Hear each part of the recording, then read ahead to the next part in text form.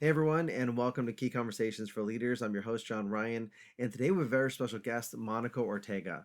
Monica is a professional on camera host, speaker, and author. She created the online travel show Monica Goes in 2014 to inspire others to break out of their comfort zones and go on adventures. As someone who's afraid of everything, she'll put herself through almost anything to show that if an average person can do this, then other people can do the same thing as well. So Monica has spoken openly about her personal setbacks in life and how it helped her to pivot into creating a life that she actually loves. She's the co-host of the podcast Stumbling Forward and is the author of The Power of Pivoting: How to Embrace Change and Create a Life You Love. Welcome to the show, Monica. Thank you so much for having me on. Oh, it's an absolute pleasure. Would you mind telling us a little bit about, what inspired you to write your new book, The Power of Pivoting? Yeah, well, it's kind of crazy because even a year ago, this wasn't even on my radar. Like being an author, writing a book was not something I thought about. I did think about kind of talking about the story of, my divorce and starting the show and all of those things, but I thought I can't write about this. I'm in the middle of the story. And then I thought, well, you know what? My middle might be somebody else's beginning. And then 2020 happened. So all the travel contracts, speaking engagements, all those things were out the window. And everybody was finding themselves in this pivot and, dealing with big changes, maybe for the first time. And I thought, well, this is something I'm good at. I've changed a lot of careers, I've been through relationship changes. And so I thought, well, let me just sit down and see if I can write anything. And I think it was like 3 weeks later, I had a book and I was like, oh, I guess I had some stuff to say. So yeah, it's been a whirlwind just learning about how to publish a book and all of those things. So Well, I know, we were talking before we started our conversation that 2020 has been a big pivot for you and the rest of the world, really. What advice do you have for people, trying to pivot and find their new way and where they want to go in life? yeah, well, it's so funny, right? 2020 sort of brought up the pivoting for everybody, but the truth is we're changing in our lives at all times, right? So the sooner that we can get our mindset from setbacks to setups and starting to see these things as opportunities, the better off we'll be in every change throughout our lives, right? So the advice that I would have is one, be kind to yourself, especially now because none of us have ever gone through anything like this before. Reach out to people if you need help, but then also try to see this as an opportunity. Especially it can be hard with everything we've lost, right? You've lost jobs, you've lost people you love, maybe, but anytime you find yourself in a change or a pivot, it's a good time to step back and go, okay, so it didn't work out the way I thought it would. What can I do from here? Because we can only control how we react to things, right? Not all the things that happen to us, or as I say, happen for us. So it's really just shifting that mindset, going, okay, all right, it's a new beginning. So where can I go from here? And then putting those steps into place into making those things happen.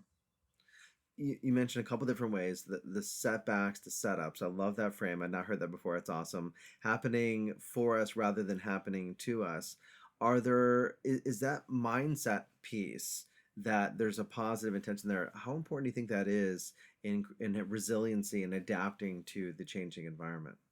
Oh, I think it's the most important, right? Because it's so easy to get in that victim mentality and think, I've lost this and focus on all the things that are negative.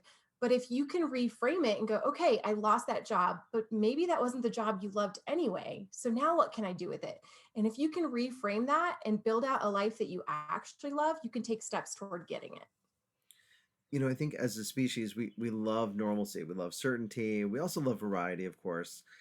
Like, how do you know when it's time to pivot and to let go of the way of the old? Are there any telltale signs? Yeah, I always say I think our gut knows when we're going the wrong way. We don't always know when we're going the right way, but we definitely know when we're going the wrong way. And sometimes that doesn't pop up right away. You may try a job, you're a couple years in, you're like, I don't know. But then the next year, your gut is screaming at you, this is not for you.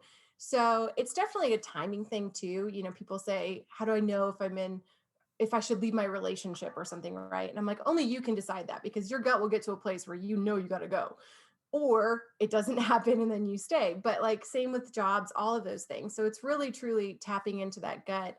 But also, for figuring out what you want to do, I love a good pivot because it's a good time to figure it out, right? So I'll do all these different steps of visualizing what I actually want. What does my life really look like? What is my day to day and my dream scenario? And then you start putting those things into practice to figure out how you actually get to where you want to go. You said, I love that idea. I love a good pivot, right? So it sounds like you really embrace change. Sometimes it seems like to the outside observer that pivoting feels like there's a lack of direction. But I suspect for you, and I know in my life as well, that all of those different pivots have actually been for the same intention. What do you encourage people to say to people who are looking on the outside? It feels like you have no direction or you're all over the place or something like that. Yeah, I think especially in those moments, right, we can feel like I don't know which way to go. Or if there's multiple choices, I don't know which one to choose. And so that is where like I will put the steps into place that I kind of talk about in my book is I was not very woo-woo. It like took me 10 years in LA to get to that point of vision boards and all of that. But because I'm very type A. So I put together the two. I'm woo-woo, but I figure out a plan. So what I tell people when you find yourself there is go through the steps. So for me, I sit down, I close my eyes, I visualize, literally, I wake up. Who am I next to? What does it smell like? What does it look like? What am I doing? Um, and then go through the day, right? What's the job? What's the family life? And then I open my eyes, journal it out, do the vision board, create that physical thing. But then I take it one step further and start figuring out the steps. So if in my dream life, I get up, I run 9 miles and I'm all super fit, but I can't run right now, I'll literally work it backwards to, okay, so if I run half a mile now, if I put myself on that dating site, if I put myself on that job site, you start putting those steps into place that take you to that place. So for me, I know that change is scary, but that's where it can be fun to create that vision board and create that new image and create that new life. And that can happen many times in your life. You may be living your dream life and then you know, have a loss or have a kid or like all these things change. Go back to square one, create that vision board. It gets really exciting when you can start seeing the opportunities.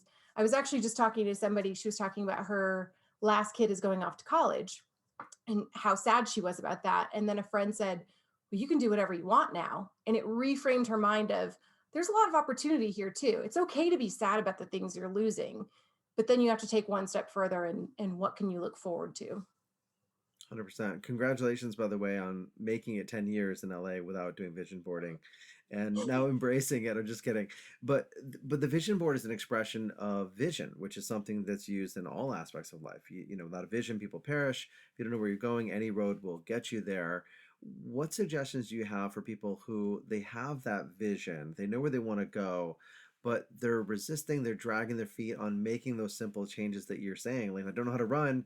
Okay, well, I got to start here, start where I'm at. What suggestions do you have for someone who's resistant to creating that change? Yeah, I would say really chunk it down, really work it back because I think sometimes we see the big goal and it's like, I don't know how I'm going to get there. Okay, I see this book or I see speaking to huge audiences or whatever.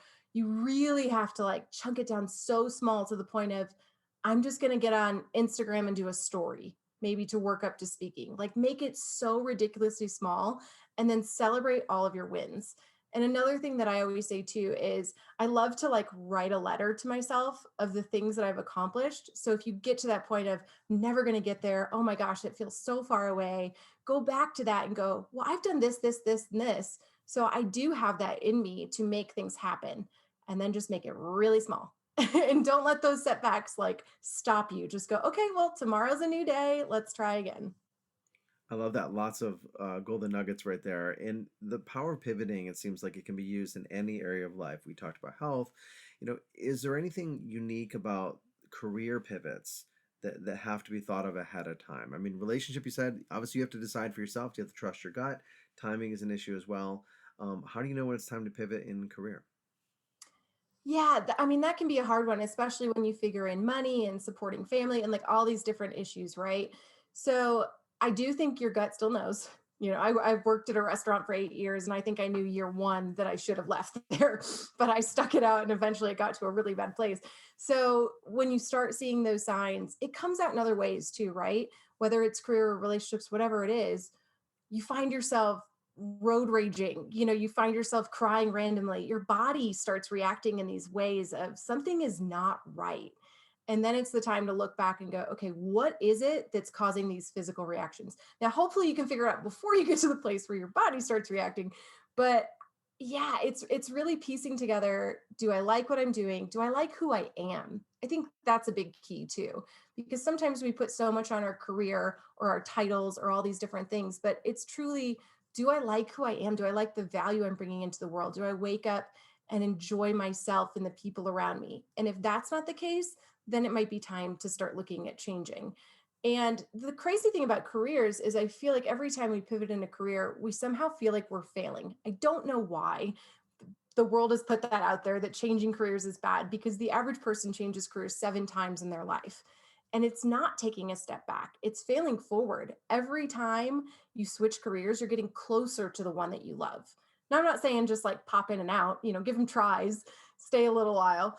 But if it's not for you, it's okay to change.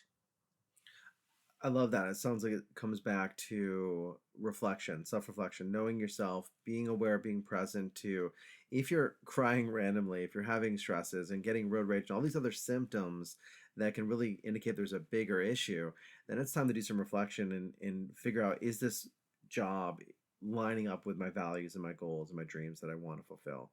Yeah. Now, the pivoting part is obviously on like on the personal individual level. Is there anything employers you see can do to create space for people to pivot, to have variety and create that values fulfillment in the organization without having to change careers 7 times, let alone Yeah. jobs in those careers? Yeah, you said it. It's variety, right? So if you're an employer and you see that you have an employee that's struggling, you see that they're not getting along with their coworkers, they're angry, they're not productive, whatever it is, try some different stuff. Maybe ask how the person learns or what is it that excites you? Because I also feel like we get these natural nuggets of information in our life, right? Of what we're good at. So I pivoted in the entertainment career for 20, over 20 years. Oh gosh, I made you myself. But I knew I liked that field. So it was like, okay, I'm going to try acting. I'm going to try singing. I'm going to try these different things. But I kept getting hired as a host until it finally hit me that this is what I should be doing. All the signs are there. So you can be within the same job, but ask your employees, like, what part of your job do you love? What part of your job do you not love? Maybe there's a way to separate because maybe somebody loves tech, but somebody else likes people. So there's a way to like delegate the different jobs within that and then give your employees more things that they love and less of the things that are stressing them out, or at least like chunk it down in time. But I think that there's a way to delegate that so that everybody's doing exactly what they're supposed to be doing and what comes natural to them. So it seems like that same process of introspection for the individual can Mhm. still be applied from a leadership perspective. So pay attention, like you would as an individual, pay attention to if you're stressed, if you're breaking down, if you're having road Yeah, rage. The leader can do the same thing. How is this person showing up at work? All right. yeah, Are they showing up late? Are they missing appointments? Are they getting frustrated, whatever, or the emotional outbursts? And having that conversation interpersonally instead. So the same tools for pivoting, you yeah. just have to be more mindful of it as a leader, it sounds like. Yeah, and having that communication. I think so often in jobs, the manager is so far apart from the employee. And instead, you really need to have that communication. You need to be open, you need to be observing and see, are the people happy there? If nobody's happy at their job, it's not going to help productivity or the bottom line at all. So you want happy employees because then your money will go up and your quality of life and job will go up as well. Communication conversations are so important both with yourself and other people. Here at Key Conversations, we think conversations are key to creating change and obviously for pivoting. Would you mind sharing a little bit, are there any conversations that stand out for you that had a big impact on your life or personally or professionally? Oh man, that's a good question. I guess professionally, so I realized when I was on set and I was wondering if I'd be home in time for dinner or if I would be home in time for The Bachelor, I thought this isn't lighting me up. So it was actually the book You Are a Badass by Jen Sincero that I was reading, and it was like, when do you lose time? When are you your best self? When are you the person you want to be? All these things, and that's when I kind of put two and two together that it was hosting. So it was really a conversation, I guess, with myself of trying to figure out, okay, this isn't working, so where can I go from here? And then personally, I think a lot of it shifted for me. I feared change my whole life. I thought life had to be linear. You get married, you have kids, all these things, right?